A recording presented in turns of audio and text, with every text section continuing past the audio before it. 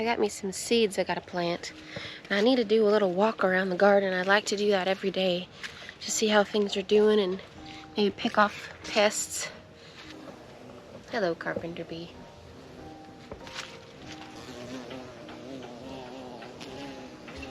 Oh, I've got some okra popping up I see here.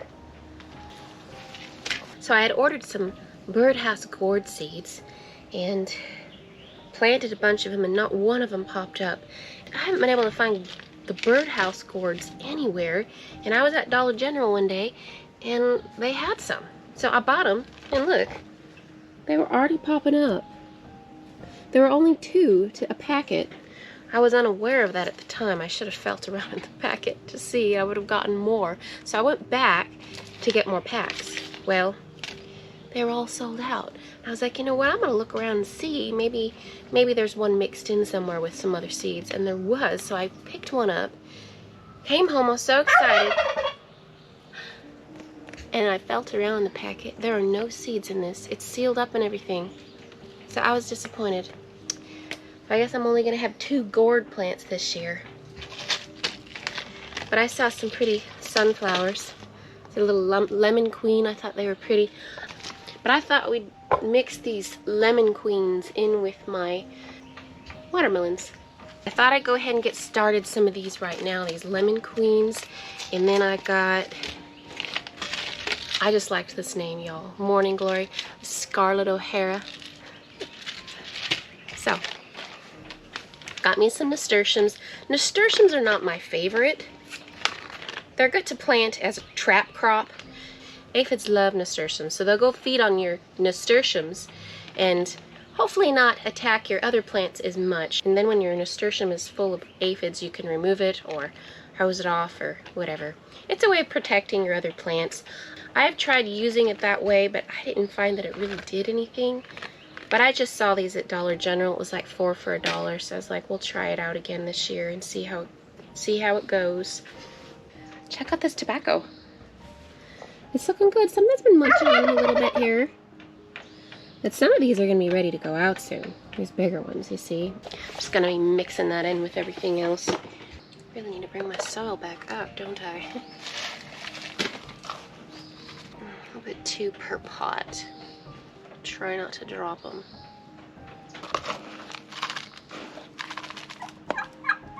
We got a nice gentle rain this morning. I was hoping for a little bit more. I'm excited to go see how everything is doing after that rain. Oh! There's a worm. That startled me. Hey, what are you doing in my potting soil? You startled me, little thing. Guess that's good, you know, you want worms in your soil. Let's see how many sunflower seeds came in this packet. Not many. We got 8 of them here. Let's see what kind of germination we get on these guys. Let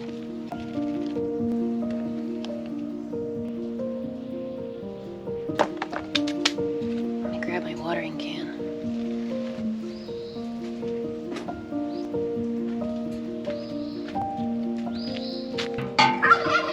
Hey, Tom. I've got 2 hens still laying turkey eggs. The thing is that Tom right here, Mr. Tom Selleck, he's not doing his job in fertilizing these eggs. So, I don't know. I think we'll be inviting them to Thanksgiving dinner. I'm just not seeing any action going on over here. But I've got 1 turkey hen. She's still just religiously laying on them. And last time I looked, there's like at least 10, 15 eggs. I don't know what I'm gonna do about her.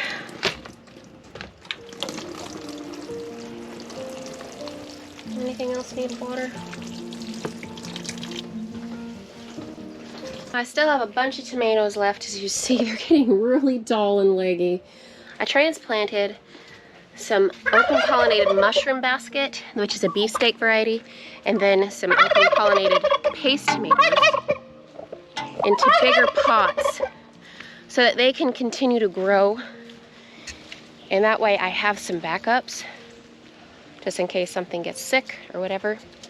All the rest of the ones in there are mostly cherry tomatoes, and I've already got so many out. I'm thinking I'm just gonna start planting them out in the wildwoods and just let them go.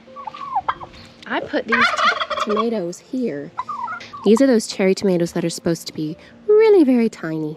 And they were reaching out and kind of going down towards the ground in the greenhouse. So I went ahead and just planted them right here. I'm not gonna have them be on a trellis or anything. We'll just let them go like they would in the wild. But I think the rest of them, I'm just gonna go put them out in the wildwoods. So every day I like to go over my plants to just check them to see how they're doing. Weaving these tomatoes through, I like to stay on top of that. It can be easy to get behind on that, and then I have to tie stuff up. It gets too large. This borage is looking great. Oh, look at this. Beneficial. Little daddy long legs here. These guys are great. They love to eat aphids, so you want to see those in your garden. Just 2 days ago, these tomatoes were at this first trellis, at this first square here. And now they're at the second one. They're growing good. Look at this. These Australian winter peas are finally starting to make fruit. See that? I got these Australian winter peas. They're supposed to be similar to sugar snap peas when you pick them young, because sugar snap peas have just never done real well for me. These would have been doing a lot better if they didn't get hit by that single-digit weather. But I left this one up. I took a lot of the other ones down because I needed space for my tomatoes. But I wanted to leave this one up to see when or if it would make fruit, and it is starting to do so. So I'm excited to taste it, see what it's going to taste like. And I'll be doing more of these next year. And I think in this section, when I do take it down, whoop, I forgot there's a mound right here. I'm not used to this. I'm not used to this one being here, y'all. It's the one we just put in a few weeks ago. I decided I'm going to do a pickling cucumber right here. Probably 2 of them. And we'll let it go on this section. Break up the tomatoes a little bit, you know. But having my tomatoes mixed in with my garlic has been working so well. I love it. And you know, garlic will also help deter pests as well. These garlic stalks are getting so thick. Isn't that great? So I've been seeing really not any pests on my tomatoes. It's pretty easy to see damage, you see. I like to look under the leaf for any eggs. Not seeing anything on this one, even though it has a little bit of damage. Maybe that pest moved on, or maybe it got eaten. I've been seeing a lot more beneficial insects. Ooh, now that sun's coming back. I need to get my hat. I brought my basket out today because I gotta pick more collard greens for dinner. I'm making a lentil stew. But I've been seeing a lot more beneficial insects this year. Now last year was my first year of not spraying anything except water. The year before that I sprayed neem oil religiously on everything. I think I went a little bit nuts. I was spraying, I think every 2 weeks, every week. However often they said you could spray, I was spraying. And I just didn't feel like it did anything. If anything, it scared away my good bugs. This is my second year of not spraying anything. And I have seen so many beneficial insects this year. Just yesterday, I was looking and there were ladybugs all over some of my sunflowers, which of course, ladybugs are good. I've seen one of this damage here is from a lady squash beetle. They're orange. They are orange little fat beetles that do look like similar to a ladybug, but orange. You want to catch them early. They'll start laying eggs underneath your leaves here. But I haven't seen any eggs yet. I think I found a total of 3 squash beetles, but I pick them off and I squish them. Oh, look at this hairy vetch. Look at that, it's making a little bean. Huh. That's really neat. Love this thing. This is where I want my birdhouse gourds to go. Aren't these potatoes looking great? Got a little bug there. What is that? Oh, little spider. Happy little spider. I see a little bit of pest damage here. This is flea beetle damage. There's one right there. And pick some of these guys off. There's not too many though. But these sunflowers are doing great. This is where I saw the ladybugs. The more good bugs you see in the garden, the less bad bugs you will see, because the bad ones can smell that the good ones are around. Ladybugs love aphids. So if you have ladybugs in your garden, those aphids are going to smell that, and they're not going to want to come around. Borage is looking good. Borage is another good trap crop. Tomato hornworms love them. I noticed that last year. They really went after this borage. When I first put borage out, I heard that they deter pests. So I was kind of surprised to see hornworms all over them, but it's the opposite. It's a good trap crop. I've got plenty of that out here. I'm gonna pull some of these off. I was hoping to get out here earlier today, but I homeschool my girls, so we always do schoolwork in the morning, and my youngest child was a bit stubborn today, so we had one of those days that schoolwork took a lot longer than normal. I'm gonna have to go inside here and get some soup ready, and then come back out here and check on things. This collar's bolting, but it's still tasty. If you see back here, I went ahead and took the hairy vetch down, which is so sad, but it needed to come down. And I planted out my Long Island cheese here. The hairy vetch comes down very easy, and then I just use it to kind of cover up the mound. It's a legume, so it'll keep feeding my plants. It's still alive, as you see. And I just made little nests. You see? That way they can get plenty of sun. And the hairy vetch, when it gets real hot, it will start dying off, like in August, July, August. We'll see how it does. Kind of wondering if they grow up together and if the Long Island cheese can kind of give it a little shade. It might survive. I've seen hairy vetch out in the wild out here in the heat of the summer and growing in the shade and doing just fine.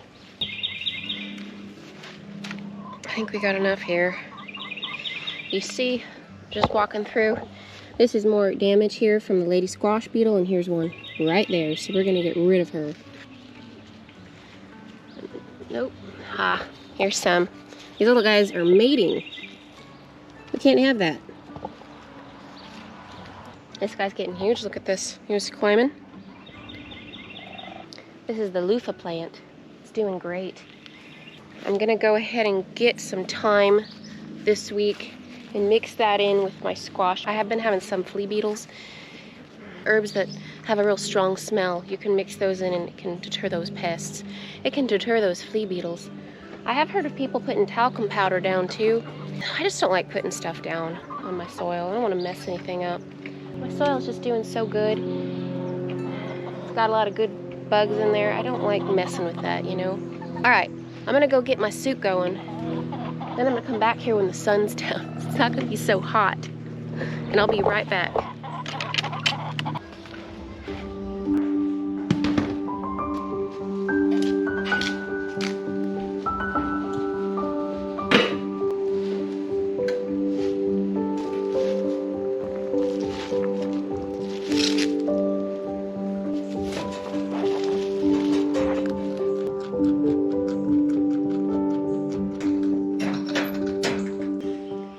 It's a lot cooler now, thank goodness. Been out here picking off a few flea beetles on these guys. Something's almost eating some of these flowers on the potatoes. I'm not sure what that would be. I'm gonna look into that. They're looking good though. Other than a few flea beetles. There you go. Is that yummy? Are you eating the ryegrass? He's so fluffy in the wintertime, and now he's blowing his coat. He's like Mufasa in the winter and Scar in the summertime. Oh, you're losing your pretty coat, baby. But it's hot. It's been a hot day.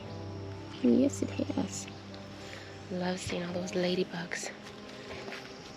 Oh, this one.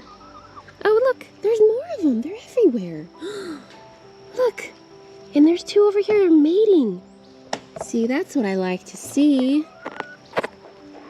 Perfect. And this one I saw, this one was over on the potato patch. Look kind of a different coloring here. A little bit darker on one side. This makes me really happy. Beneficial bugs on my plants. What I just found. What is it, sweetie? Wow, you got a lot of strawberries. Yum. You should eat them. You gonna share them with your sister? Hey, look.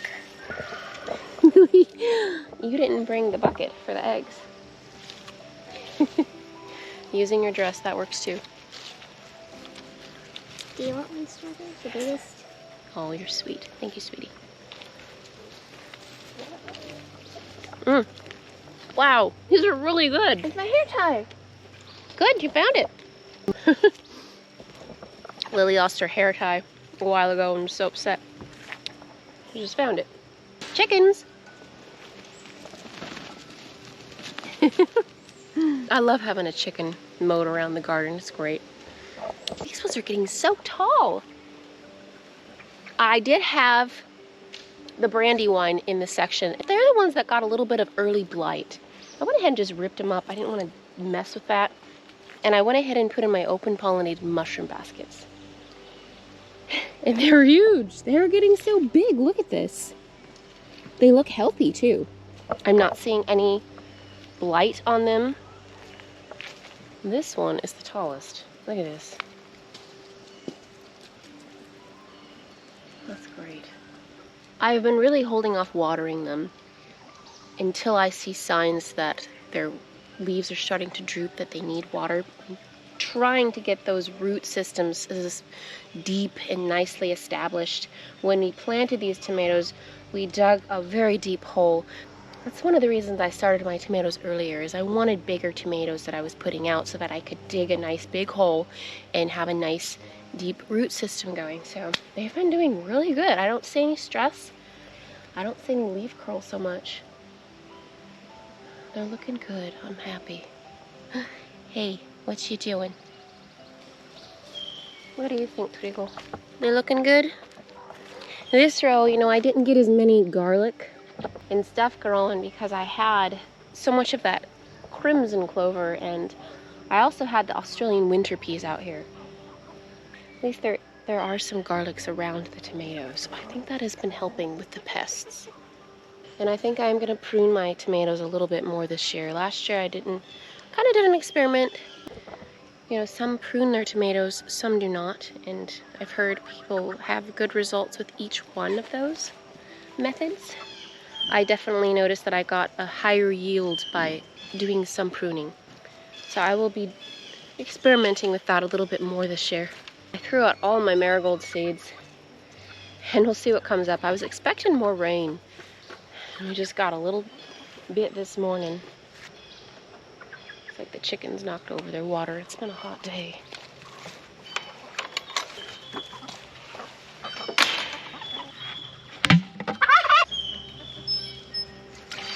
It's that time of year. Tom, you gonna let me talk? He won't let me talk. It's that time of year, and I've been seeing a lot of snakes, y'all. Most of them have not been venomous. I found one copperhead in the yard. Melody was right by it. Those things can camouflage themselves so well in the leaves. Stop this hose.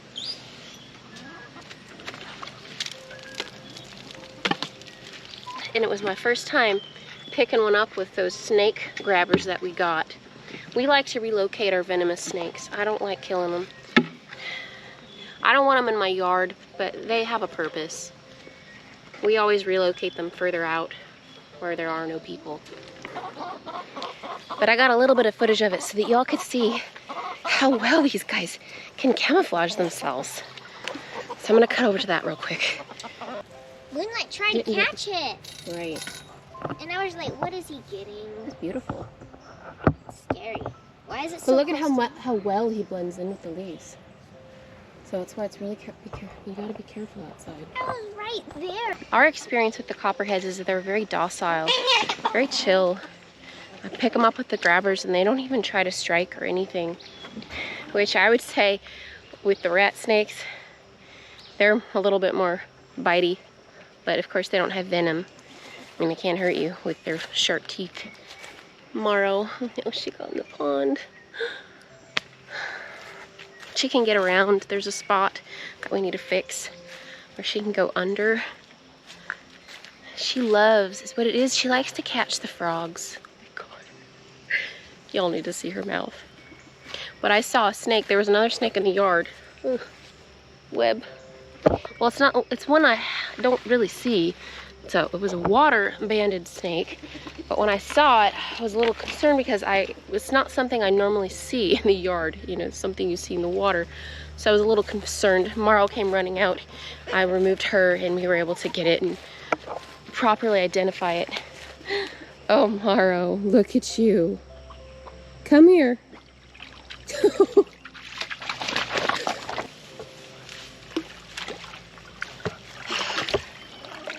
What are you gonna do? Go lay in the water. Maybe you can clean yourself off a little bit. What do you think?